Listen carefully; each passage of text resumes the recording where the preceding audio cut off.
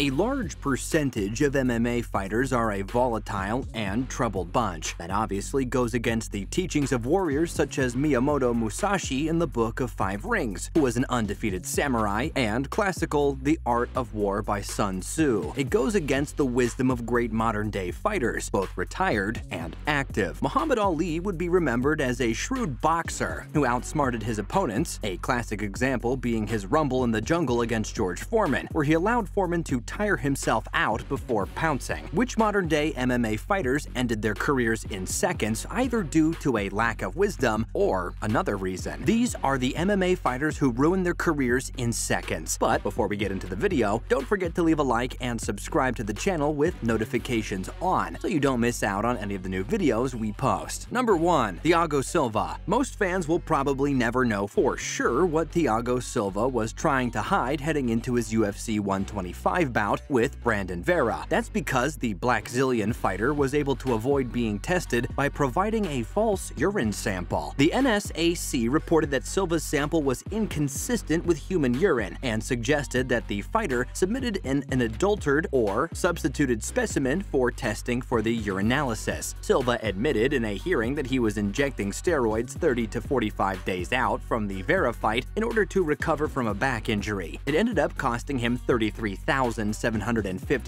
in fines, as well as a one-year suspension. On top of that, his victory over Vera was changed to a no contest. Then again, in late 2012, Silva tested positive for marijuana metabolites after a fight with Stanislav Nedkov. Once again, a failed drug test cost the Brazilian a win and also handed him a 6-month suspension from the UFC. What ultimately hurt Silva's career was the fact that he was only testing positive for banned substances in fights that he won. Due to the overturned victories, Silva's official record beginning in September of 2009 was 0-2. Silva was briefly linked to a bout with Ovince St. Preux on January 15, 2014 at UFC Fight Night 35. However, Silva was quickly removed from the bout for undisclosed reasons. The bout with St. Preux was rescheduled for March 15th at UFC 171. The bout was scrapped yet again on February 7th after Silva was released from his contract following his arrest for a hold-up incident with Pablo Popovich at his Brazilian Jiu-Jitsu center, and Silva's estranged wife, Thaisa, who was in a relationship with Popovich. Number 2. Joe Stevenson. It almost seemed inevitable that Joe Daddy Stevenson would develop problems with alcohol since his father and grandfather were both alcoholics, and it did not take him long to join them when he started drinking at the age of 15. Stevenson was better than many at hiding his addiction and was able to lead a relatively successful career in MMA, achieving a record of 23-6 before being selected to be part of the second season of the TUF. However, the reality is that he was drunk almost daily and struggled with depression, and even after winning The Ultimate Fighter, Stevenson declared that he didn't care, and the next day he was arrested for driving while intoxicated. Even so, Stevenson continued and came to face BJ Penn for the lightweight title, but eventually the UFC let him go in 2011 after being defeated in 4 fights and lost another couple of fights on the regional circuit. Stevenson managed to get sober, and after several years he received the opportunity to participate in The Ultimate Fighter Redemption in 2017, but his best moments were over, and 2 defeats put an end to his dream of returning to the UFC. Number 3. Jeff Dunbar. MMA fighter Jeff Dunbar's life was changed forever after a risky move attempted during a fight back in 2011. Dunbar had only started competing a few months earlier and was going up against another relative novice, Rudy Bahena, when the incident occurred. During the fight, Bahena took Dunbar from behind and caught him in a standing rear naked choke submission. In desperation, Dunbar dropped forward onto the mat in the hopes of dislodging his opponent, but only succeeded in spiking his own head into the canvas. The awkward landing broke the C4 vertebrae in Dunbar's neck and would leave him paralyzed from the neck down for life. The doctor didn't sugarcoat anything. His coach Jeff Bullock told MMA Junkie they told him he'd never walk again, and it was a crushing blow. Number 4. Mark Kerr. Known as the Smashing Machine, Mark Kerr first entered the octagon in 1997 and then won back-to-back heavyweight tournaments at UFC 13 and UFC 14. The former collegiate wrestler's brand of ferocity had not been seen inside the octagon yet. The size and speed that Kerr possessed were borderline outrageous, leading many people to speculate that he was destined for greatness. Kerr seemed on the fast track for the HOF. However, mysteriously, the Smashing Machine took his talents to Japan after his early success in the UFC. KERR would initially do well in Pride, but ultimately would fall victim to his opiate addiction. KERR's career should serve as a cautionary tale for fighters struggling with addiction and mental health issues, a recurring theme in this list of fighters who ended their careers. Number 5. Evan Tanner. Evan Tanner was the former UFC middleweight champion, a complex character who went through the sport as one of the good guys, but in truth was a tortured soul who led a life with a tendency to derail. Tanner was not a standard party animal, but his internal torments led him to become an alcoholic and a gambling addict. When things were at its worst, Tanner stopped fighting and training for 2 years while leading a nomadic existence, traveling from place to place with no fixed direction as he fell into the depths of his addiction. "I'm so gone, living on the road and drinking into oblivion, that in these moments of weakness I wonder if I can go on," Tanner declared in an online diary. Evan shockingly revealed that alcohol was already a problem by the time he was at the peak of his career. "Throughout my career, if you want to call it that way, I've been a heavy drinker. I've only trained a month or two at the time I signed up for a fight. Sometimes I have stopped drinking, sometimes not. I think it's obvious in what fights I did not quit." Even though Tanner eventually recovered, he admitted after a series of defeats that his addiction could have charged him a price his body could not recover from. Tanner died tragically in 2008 on a solo camping trip that went wrong. Number 6. Evangelista Cyborg Santos. Strikeforce and Bellator. Evangelista Cyborg Santos, former husband of Chris Cyborg, is a veteran of the sport, with 40 fights to his name in promotions like Pride. But nothing could have prepared him for what happened in what would prove to be the final fight of his career. In July of 2016, Cyborg stepped into the ring against Michael Venom Page, a dynamic striker who was marketing himself as a rising star of the Bellator promotion, with a perfect 10-0 record. Towards the end of the second round of the fight, Cyborg ducked as he stepped forward, quickly throwing a body punch, just as Venom perfectly timed a flying knee to his head. The impact was shocking, sending Santos falling into the mat, clutching his forehead in agony. What viewers didn't realize immediately was that this would prove to be one of the most gruesome MMA-related injuries of all time, with Cyborg suffering a fractured skull that left a visible dent in his forehead where the knee had landed. After undergoing 7 hours of surgery, Cyborg insisted he would make a comeback, but months later he came to the sensible conclusion that risking another injury was not worth the risk and announced his retirement. Number 7. Cain Velasquez. Cain was most likely the fighter who ruined perhaps one of the greatest potential MMA legacies and is still considered the HW GOAT by many. If he had stayed healthy, he could have been UFC heavyweight champion. So how did Cain sabotage his career? Honestly, by not training properly. Cain in the 21st century was performing weightlifting techniques that even high school students would know were being done improperly. Because of this, Cain has had 8 surgeries, 4 of which were for his knees, 2 meniscus surgeries, 1 MCL surgery on his right knee, taking cartilage out of his left elbow, both shoulders since he had torn labrums that needed repairing, a back surgery, and a 5th surgery on one of his knees. There's a gif of Cain improperly doing knee extensions with huge weights and as fast as possible that makes expert trainers cringe. Most people know this isn't the proper way to do knee extensions and would most likely lead to injuries. With Cain's knee buckling during his fight with Ngannou, it's safe to say that he will never hold the belt again, which is a tragedy. What a senseless way to derail a potentially legendary career. Some believe that Cain was overrated, but we will admit that if he had stayed healthy, he could potentially have been one of the greatest of all time, not just HW GOAT. We will say we always thought Daniel Cormier would have beat him though. More punching power, better wrestling, and a better chin. Now that would have been a great fight. That's the end of the video. Do you have any fighters and incidents to add? If you do, or just want to chat, feel free to leave a comment down below. Thank you for watching. Be sure to check back for more, but until then, take care.